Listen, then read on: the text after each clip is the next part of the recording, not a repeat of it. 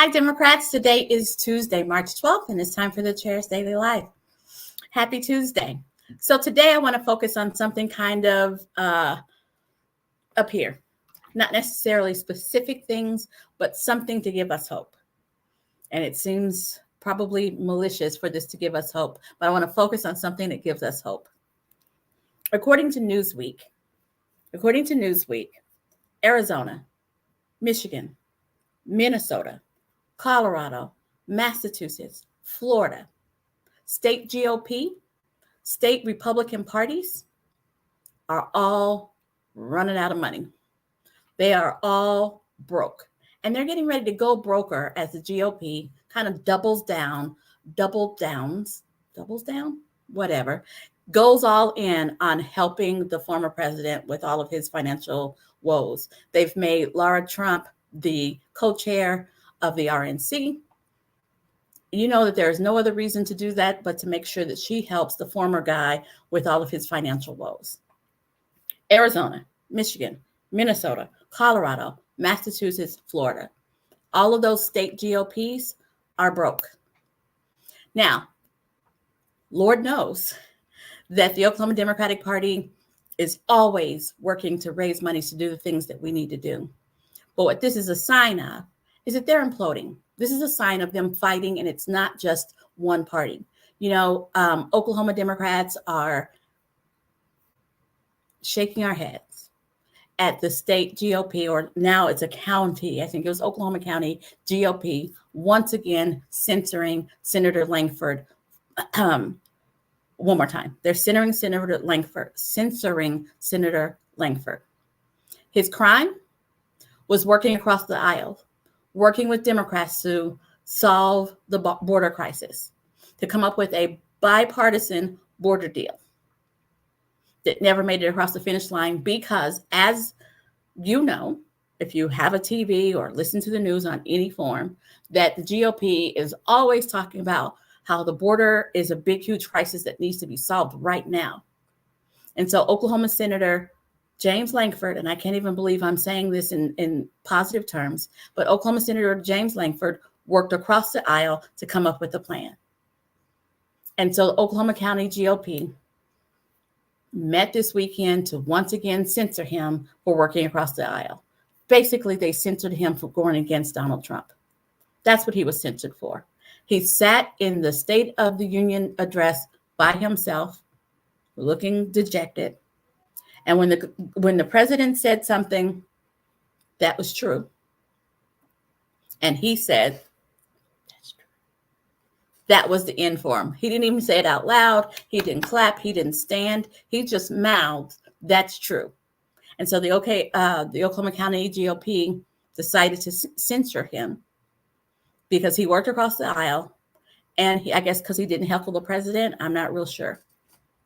Now, the state GOP had already censored him for the same thing, I guess, but before the State of the Union in a meeting that they weren't supposed to have. I don't know all of their business, but I know what I read in the paper, right? And so folks in their leadership said that meeting was not a sanctioned meeting, and so maybe he wasn't fully censored. So Oklahoma County said, okay, well, we'll do it at the county level, and maybe we can up it up to state level. I don't really care. I don't really care, except to say that they're fighting themselves, right? Ryan Walters was named this morning by the Freedom of Information Organization of Oklahoma. He received the Black Hole Award for hiding information, for not being transparent, right? There's just all of this stuff. National news, you know, you're watching the hearing with the special counsel, where he determined that there was enough information to show that Donald Trump possibly broke the law to make it okay for the lawsuit, but there wasn't enough information found for Biden. And so the Republicans on the national level are really mad at that, and they're trying to humiliate this special counsel who is a registered Republican, who was appointed by Trump. They're trying to humiliate him because he didn't fall in line and do exactly as they say. This is what happens on the other side publicly. I don't know what's happening. I don't know if they're all singing Kumbaya and holding hands behind closed doors, but the stuff that spills out that we can see, right? They're having trouble raising money. They're having to spend money to protect the former guy. They're fighting each other in really horrible ways. What I say to that is this is an opportunity. This is an opportunity for us to unite and get to work. This is an opportunity while they're doing what they're doing for us to focus on voters registration and candidate recruitment. We need to focus. So if we're out there doing other things, candidate recruitment, voter registration, that's what we need to be focused on as a party. Not, who you don't like, not anything else. This is what we need to be focusing. We need to make hay while the sun shines. While they're fighting each other, we need to get together and work together. Find Democrats to run and support them when you ask them to run. And register Democrats so that the folks who are running have someone to vote for them. That's what we need to be focusing on while all of that's going on. I only talk about that not because I want them talking about what we're doing. I only talk about that because I need you guys to know that this is a moment. This is a moment.